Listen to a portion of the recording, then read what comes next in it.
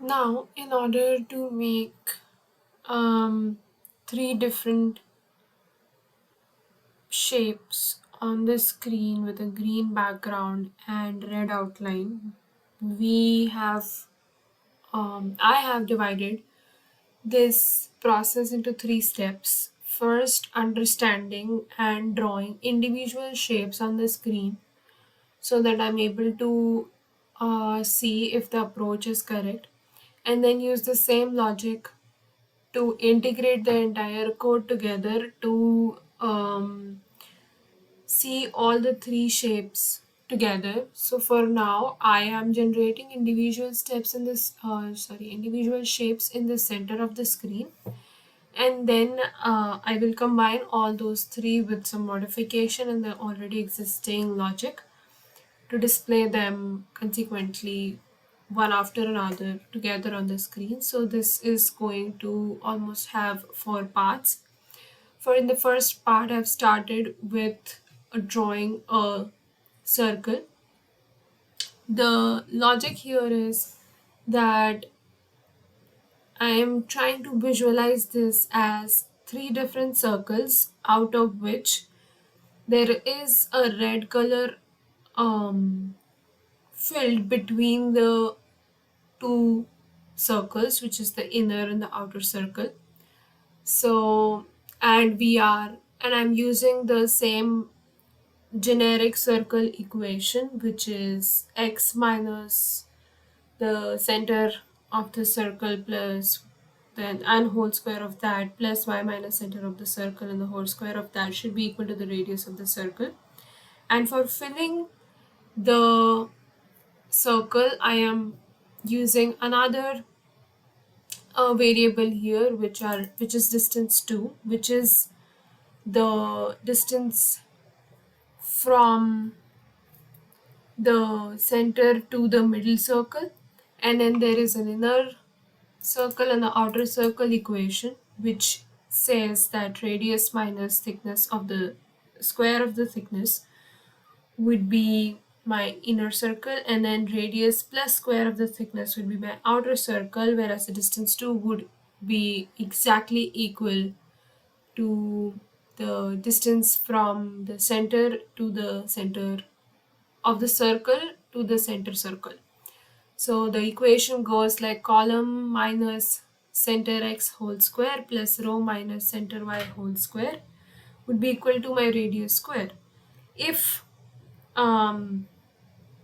this distance is greater than the inner circle, the red is 1, and also if this distance is less than the outer circle, then also the red outline is 1. So this kind of makes an outline around the red circle, and rest everything is green, so that gives the background as green color.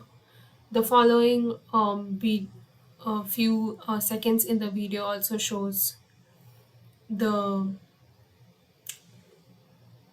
display of the circle on the monitor. And this is how our circle looks after the first part of the design. So now we have finished displaying all the three shapes that we wanted on the screen of our monitor, and I'm going to go through the logic that I've used to generate that. As well as the end of the video also follows a small snapshot of how the shapes look.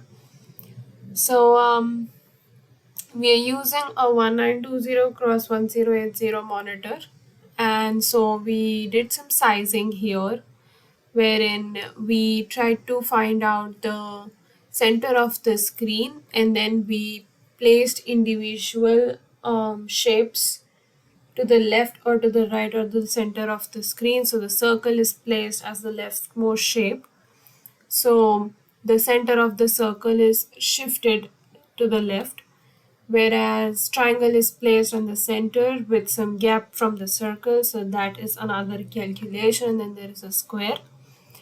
The logic that we have used here is different for different shapes. So It's mostly similar for circle and the square. So for circle and the square, what we have done is I've assumed that there is an original center square, and then there is an inner circle and the outer circle, or an inner square and the outer square from that original shape, which has a particular thickness. And if a particular coordinate lies within the inner circle and the outer circle, or the inner and the outer shape, then that particular coordinate is to, or that particular pixel is to be colored red.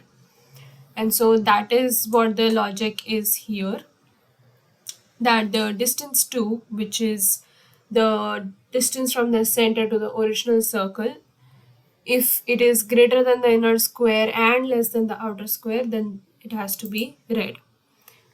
The triangle here, however, does not have an outline like we have for circle and the square. I was unfortunately not able to create an outline for that one, but what I have instead used is a filled triangle with a scanline approach.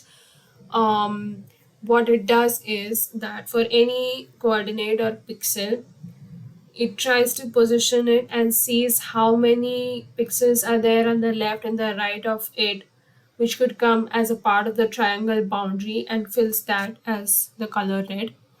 So that is what is being done here, that if rho is greater than the y coordinate, so it belongs within the triangle's x boundary, and so then it has a left to the x and the right of the x distance getting calculated as to how many pixels need to be colored red, and that is what happens here. The square outline is pretty much same as that we used for the circle, so there is no changes over there. This is how our final shape generation look. As you can see, it is right in the center of the screen.